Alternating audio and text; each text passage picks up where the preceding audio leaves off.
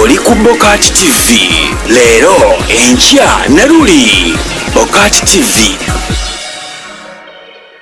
Okay, nkwaniriza nya tempos ku BOCAT TV wala kubira mpozi ngate otufollowinga, otuviewinga, otulaba ate mpozi yona gyosinzira okwera ngo tuwuli otugoberera tugambe ekitinyu kyokka beera mpozi ngate ogenda ddala maaso neyembeera n'omutima ogwo abatulaba mwenna abalabi bafe ab'olulango sale Sale aliddemu awo mpozi ku ttama n'aleeta bw'ate wegamba naye munaye yeyo Uganda yaffe mwanattu.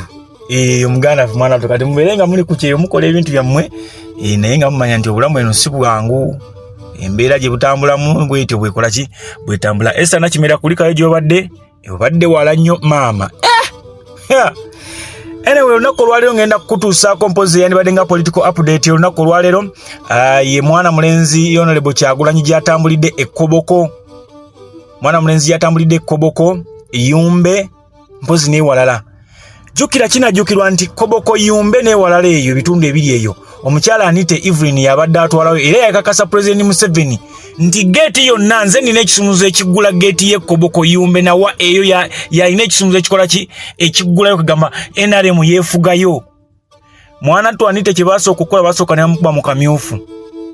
Kati kye yakola ne bateekawo opponent ow'ekimpatiira mbw'ajja avuganye ku kaadi ya FDC naye nga we NRM mujjukire ebyo ababadde babikola ne mwene UP nayo yebiri ewamu naye babasaka siiso.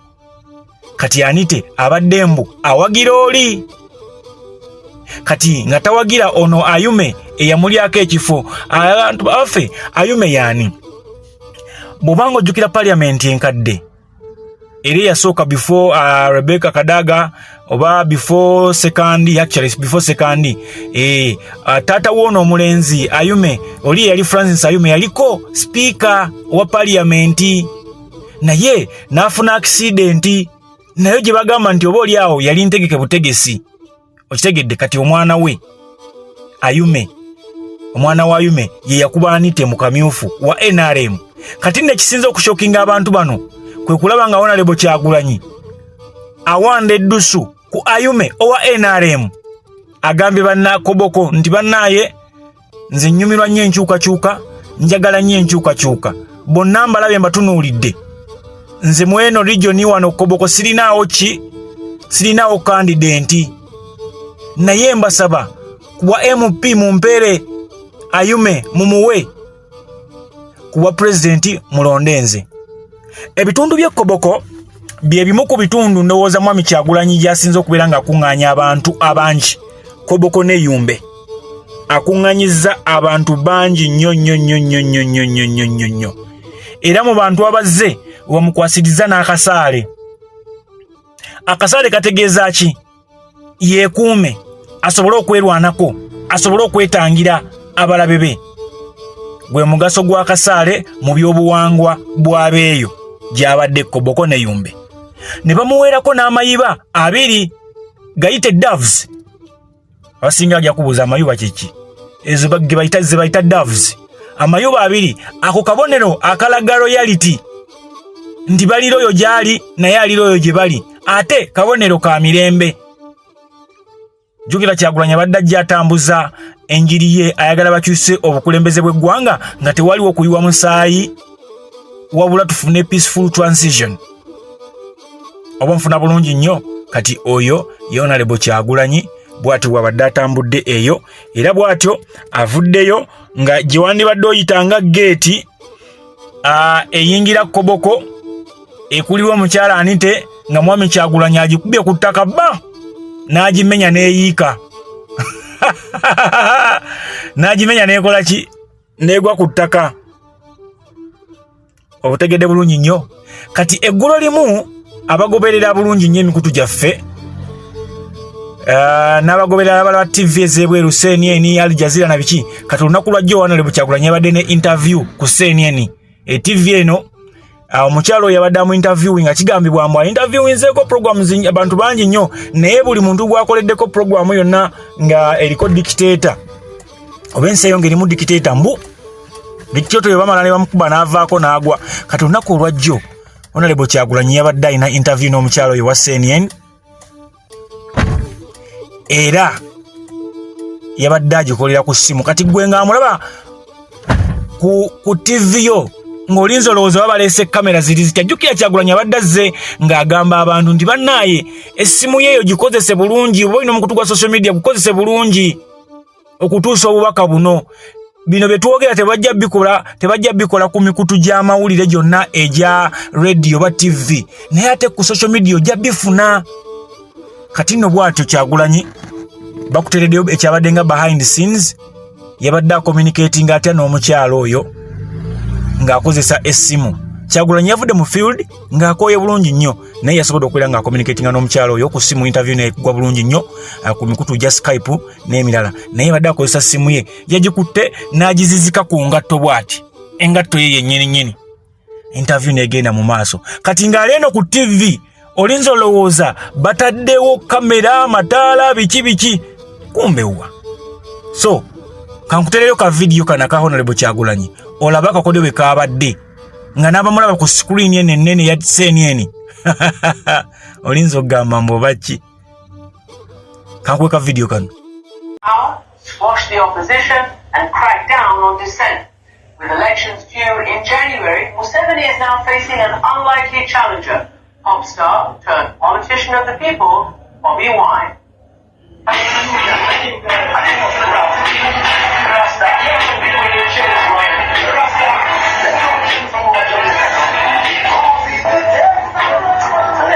Taste of his music. He was elected to Parliament in 2017, and he says he's being tortured for his outspoken criticism of Museveni, and is now dodging death for daring to run for president.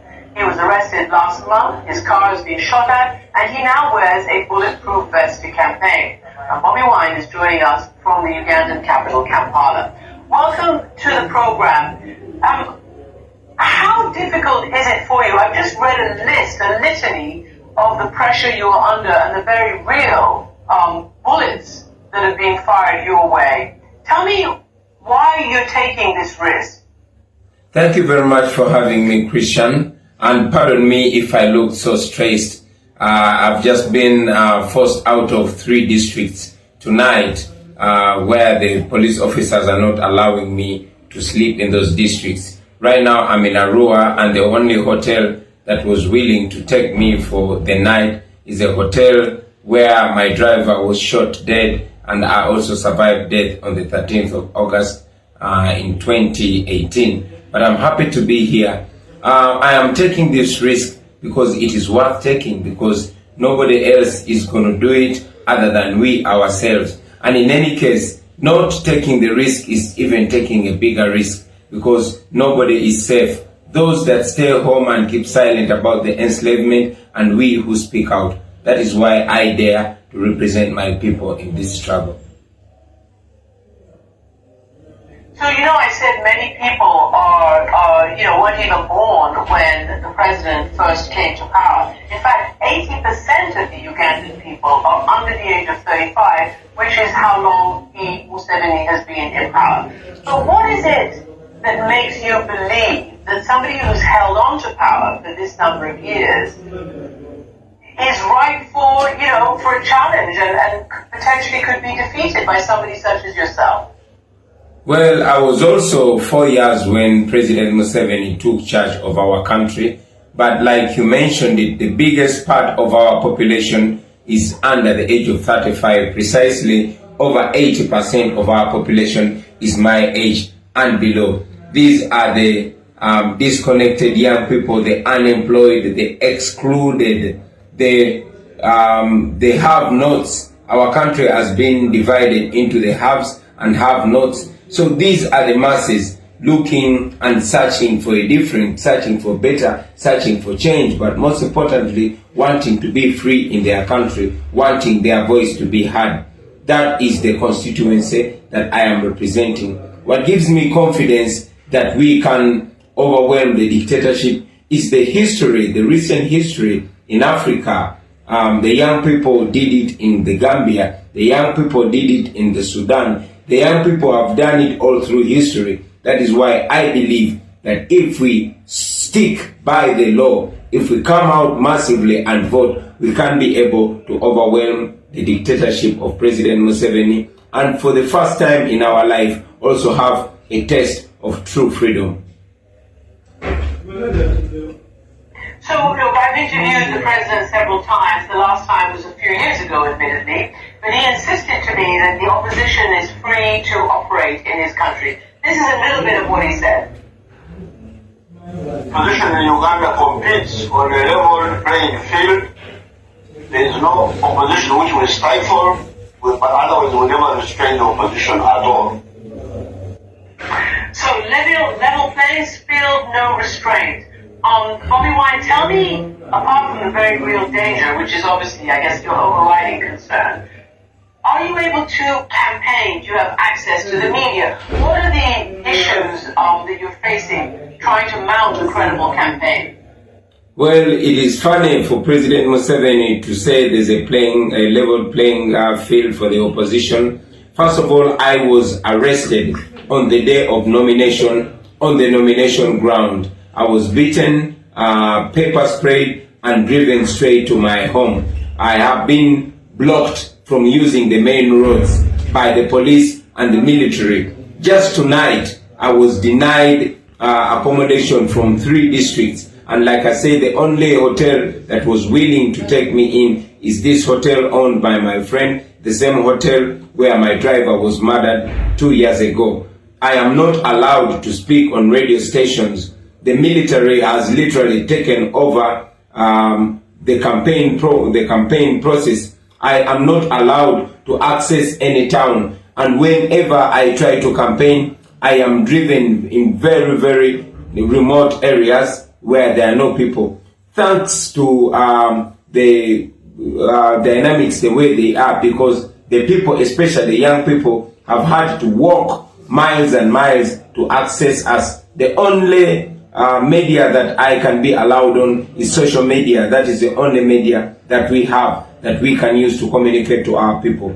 As you mentioned, I have to put on a bulletproof for me to be able to campaign. I have survived 2 assassination attempts in the last 2 weeks, where bullets have been shot in my car, on the tires and in the windscreen. Tear gas canisters are thrown at us every time we are tear gas and brutalized, and even shot with live bullets by the police and the military. That is the ground that President Museveni calls leveled. Otyo ka video ka Kyagulanyi okalabye.